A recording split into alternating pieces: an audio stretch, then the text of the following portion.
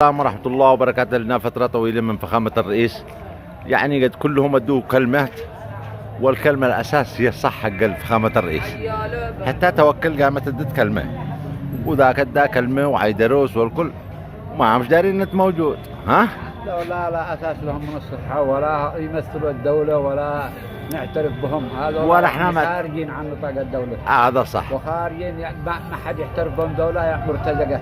خلاص المهم الأمور طيبة. وش تقول للشعب، تقول لهم بمناسبة يعني أقول للمغتربين يعني ما سمعنا رئيس كيف المغتربين للشعب هو خارج والداخل. الشعب يعني قد مغلوب لا على أنت. والله انه هذا مغلوب لا داوع هاوع. نعبش معاك نرحم طشاش المطر ليه ماي معنا لا مدخل ولا معنا. والله انت على احمد انا.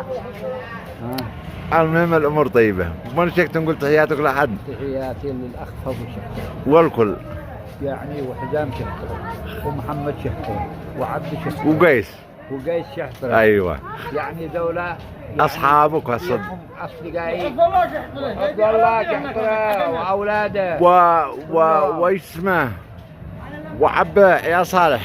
وحياة صالح شحتر ايوه طيبين. احسن. ايوه والله ما نحبهم الا كلهم. المهم تحياتي فخامة الرئيس. أسواقي الحرة والله يحفظهم ويدحنهم ومصايب. الله يفتح عليك سعادة الرئيس. يحفظ والدهم. امين امين. تحياتي لك. وانت يعني صديق العمر والله. الله يرضى عليك وعلى والدك. المهم فخامة الرئيس نشكرك على الكلمة والامور طيبة ان شاء الله. ولو اني جات متاخرة لكن عقدي حق 14 اكتوبر على طريقك شلقش. على طريقنا. تحياتي لك.